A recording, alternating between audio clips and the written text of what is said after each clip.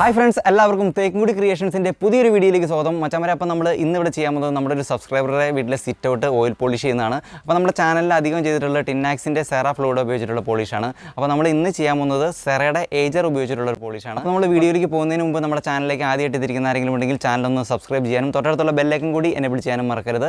അപ്പോൾ നമുക്ക് അധികം പുറപ്പെടുപ്പിക്കാതെ നേരെ വർക്ക് സൈഡിട്ട് വിട്ടാലോ.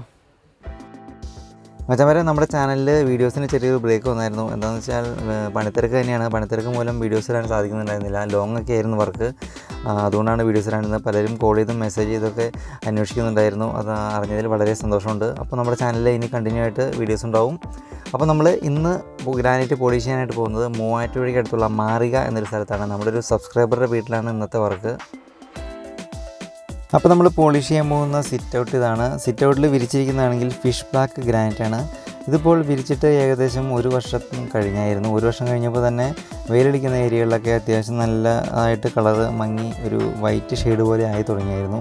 അപ്പോൾ ഇത് കണ്ടപ്പോൾ ഞങ്ങൾക്ക് ചെറിയൊരു ഡൗട്ടായിരുന്നു എത്രത്തോളം ക്ലിയർ ആവുന്നു. ഫിഷ് ബ്ലാക്ക് ഗ്രാനൈറ്റൊക്കെ അധികവും കളറടിച്ച് വരുന്ന ഗ്രാനൈറ്റുകളാണ്. അപ്പോൾ നമ്മൾ എന്തായാലും വർക്ക് സ്റ്റാർട്ട് ചെയ്യാം. ഹൗസ് ഓണർ നല്ല നീറ്റായിട്ട് കഴുകി ക്ലിയർ ആക്കിയിട്ടിരിക്കുകയായിരുന്നു സിറ്റ് ഔട്ട്.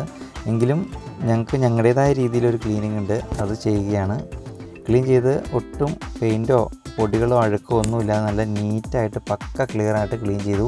അതിനുശേഷം ഞങ്ങൾ ജോയിൻറ്റിൽ ചെയ്യുന്നത് അപ്പോക്സിയാണ്, ബ്ലാക്ക് മാറ്റ് അപ്പോക്സിയാണ് ചെയ്യുന്നത്. നമ്മൾ ജോയിൻറ്റിലൊക്കെ ജോയിൻറ്റ് പൗഡർ ഉപയോഗിച്ചിട്ട് ഫില്ല് ചെയ്ത് കഴിഞ്ഞാൽ കുറച്ചൊരു 1-2 വർഷം കഴിയുമ്പോഴേക്കും അത് ഇളകിപ്പോവും. അപ്പോൾ നമ്മൾ മാറ്റ് എപ്പോക്സി ചെയ്യുകയാണെങ്കിൽ അത് ഇളകിപ്പോവില്ല. നല്ല ബ്ലാക്കായിട്ട് ജോയിൻ്റൊന്നും അങ്ങനെ പെട്ടെന്ന് അറിയാത്ത രീതിയിൽ നല്ല നീറ്റായിട്ട് എടുക്കും. അപ്പോൾ ഗ്രാനൈറ്റൊക്കെ ചെയ്യുമ്പോൾ ജോയിൻറ്റിൽ എപ്പോഴും മാറ്റ് എപ്പോക്സി ചെയ്യുകയാണെങ്കിൽ അതായിരിക്കും എപ്പോഴും ബെറ്റർ. അപ്പോൾ നമ്മുടെ അപ്പോക്സി വർക്ക് കഴിഞ്ഞതിന് ശേഷം നല്ല രീതിയിൽ നനച്ച് തുടച്ച് നീറ്റാക്കി എടുക്കുക. അപ്പോക്സിയുടെ ഒട്ടും ഇരിക്കരുത് ഗ്രാനൈറ്റിലൊക്കെ. എല്ലാം നീറ്റാക്കി ക്ലിയർ ആക്കി എടുത്തതിന് ശേഷം വേണം നമുക്ക് പോളിഷ് ചെയ്യാനായിട്ട്. ക്ലീൻ ചെയ്തതിന് ശേഷം നന്നായിട്ടൊന്ന് ഉണങ്ങാൻ കുറച്ച് സമയം കൊടുക്കണം. നല്ല ഉണങ്ങി നീറ്റായതിന് ശേഷം വേണം ഓയിൽ പോളിഷ് ചെയ്യാനായിട്ട്. അപ്പോൾ നമ്മളിന്ന് ചെയ്യാൻ പോകുന്നത് സെറയുടെ ഏജറാണ് ഓയിൽ പോളിഷ് ചെയ്യാനായിട്ട് ഉപയോഗിക്കുന്ന ഓയിൽ. ഇതിന് MRP റേറ്റ് വരുന്നത് 1150 നമുക്കൊരു 1100 താഴെയൊക്കെ നമുക്ക് ഷോപ്പിലൊക്കെ അവൈലബിൾ ആണ്. നമ്മുടെ വീഡിയോസിലൊക്കെ അധികവും ടിന്നാക്സിൻ്റെ ഓയിലാണ് യൂസ് ചെയ്യാറ്. ടിന്നാക്സിൻ്റെ ഓയിലിനെ അപേക്ഷിച്ച് സെറയുടെ ഏജറിന് റേറ്റ് കുറവാണ്. അപ്പോൾ നമുക്ക് വർക്ക് സ്റ്റാർട്ട് ചെയ്യാം. ആദ്യമേ തന്നെ മെഷീൻ എത്തില്ലാത്ത ഏരിയകളായ നമ്മൾ ഫില്ലറിൻ്റെ സൈഡ്, സിറ്റ് ഔട്ടിൻ്റെ സ്കർട്ടിങ് അങ്ങനെയുള്ള ഏരിയകളിലൊക്കെ നമ്മൾ കൈ ഉപയോഗിച്ചിട്ടാണ് പോളിഷ് ചെയ്യാൻ പോകുന്നത്.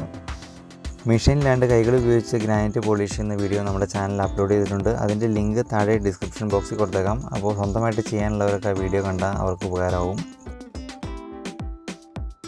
സ്കേർട്ടിങ്ങിലൊക്കെ അപ്ലൈ ചെയ്തതിന് ശേഷം നമ്മൾ സിറ്റ് ഔട്ടിലേക്ക് ചെയ്യുകയാണ്. കോട്ടൺ പേസ്റ്റിലേക്ക് സെറയുടെ ഓയിൽ നല്ല രീതിയിൽ ഒഴിച്ച് ഇതേപോലെ കറക്കി എല്ലായിടത്തും എത്തണം. അതെല്ലായിടത്തും എത്തക്ക രീതിയിൽ നീറ്റാക്കി തന്നെ ക്ലിയറാക്കി ചെയ്യുക. നമ്മൾ ടിന്നാക്സ് ഓയിലൊക്കെ ഇതുപോലെ അപ്ലൈ ചെയ്തതിന് ശേഷം ഒരു 5 മിനിറ്റ് കഴിഞ്ഞാൽ പെട്ടെന്ന് വലിയും.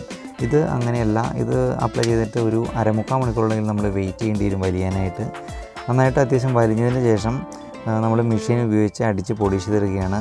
ഈ മെഷീൻ നമുക്ക് മുമ്പിലത്തെ വീഡിയോയിൽ ഒരു വീഡിയോ ചെയ്തിട്ടുണ്ട് ഈ മെഷീൻ ഉപയോഗിച്ച് ചെയ്യുന്നത്.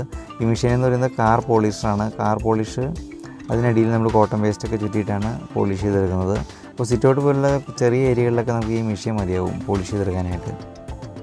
അപ്പോൾ നമ്മുടെ പോളിഷ് ഫസ്റ്റ് കോട്ട് തന്നെ അപ്ലൈ ചെയ്തപ്പോൾ തന്നെ അത്യാവശ്യം നല്ല റിസൾട്ട് വന്നിട്ടുണ്ട്. പെട്ടെന്ന് ആ മാറ്റം നമുക്ക് തിരിച്ചറിയാൻ സാധിക്കുന്നുണ്ട്. ആ വൈറ്റ് ഷെയ്ഡൊക്കെ വന്നിരുന്ന എല്ലാം മാറി അത്യാവശ്യം നല്ല തിളക്കം തന്നെ വന്നിട്ടുണ്ട്. ഇനി നമുക്ക് ഒരു കോട്ടും കൂടെ അപ്ലൈ ചെയ്യണം, എങ്കിലാണ് അതിൻ്റെ ഫൈനൽ റിസൾട്ട് നമുക്ക് കിട്ടുകയുള്ളൂ. അപ്പോൾ നമ്മുടെ സെക്കൻഡ് കോട്ട് സ്റ്റാർട്ട് ചെയ്തിട്ടുണ്ട്. ഇവിടെ സെക്കൻഡ് കോട്ടും എല്ലായിടത്തും ആകത്തക്ക രീതിയിൽ അപ്ലൈ ചെയ്യണം. നമ്മുടെ സ്കേർട്ടിങ് ഏരിയയിലൊക്കെ ആദ്യമേ ചെയ്ത് നീറ്റാക്കി തുടച്ചതിന് ശേഷം വേണം സിറ്റ് ഔട്ടിലേക്ക് ചെയ്യാനായിട്ട്. നല്ല രീതിയിൽ സെക്കൻഡ് കോട്ട് അപ്ലൈ ചെയ്തു. അതിനുശേഷം നന്നായിട്ട് വലിഞ്ഞതിന് ശേഷം നമ്മൾ മോട്ടർ അടിച്ച് മെഷീൻ ഉപയോഗിച്ച് നല്ല രീതിയിൽ അടിച്ച് ക്ലിയറാക്കി അടിപൊളിയാക്കി എടുക്കുകയാണ്. ഒട്ടും പാടോ കാര്യങ്ങളൊന്നും ഉണ്ടാവരുത്. നമ്മൾ നടക്കുന്ന പാടോ അങ്ങനെയുള്ള ഏരിയകളൊന്നും ഉണ്ടാവരുത്. നന്നായിട്ട് നീറ്റാക്കി അടിപൊളിയാക്കി എടുക്കണം. അതിനുശേഷം നമ്മൾ ഒരു ദിവസം ഇതെങ്കിലും ഇത് വെയിറ്റ് ചെയ്യണം. ഇതിൽ നമ്മൾ ചവിട്ടി കൂട്ടിക്കൊണ്ട് നടക്കുകയൊന്നും ചെയ്യരുത്. ഒരു ദിവസം നന്നായിട്ട് ഉണങ്ങിയതിന് ശേഷം വേണം ഇത് യൂസ് ചെയ്യാനായിട്ട്.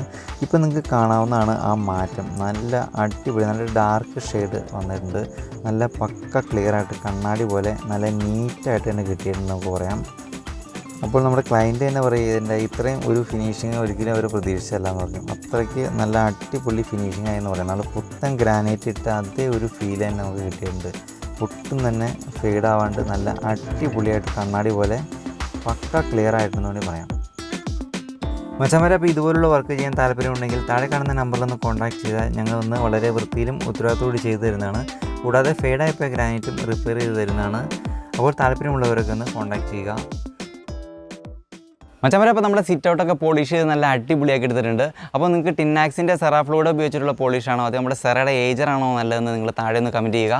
അപ്പോൾ വീഡിയോ ഇഷ്ടപ്പെട്ടാൽ ലൈക്ക് ചെയ്യുക, ഷെയർ ചെയ്യുക, നിങ്ങളുടെ അഭിപ്രായങ്ങളും നിർദ്ദേശങ്ങളും വീഡിയോ താഴെ കമൻറ്റായിട്ട് രേഖപ്പെടുത്തുക. ചാനൽ ഇതുവരെ സബ്സ്ക്രൈബ് ചെയ്യാത്ത ആരെങ്കിലും ഉണ്ടെങ്കിൽ ചാനൽ ഒന്ന് സബ്സ്ക്രൈബ് ചെയ്തേക്കുക. അപ്പോൾ നമുക്ക് മറ്റൊരു വീഡിയോ ആയിട്ട് വീണ്ടും കാണുന്നവരിക്കും എല്ലാ മച്ചന്മാർക്കും ഗുഡ് ബൈ.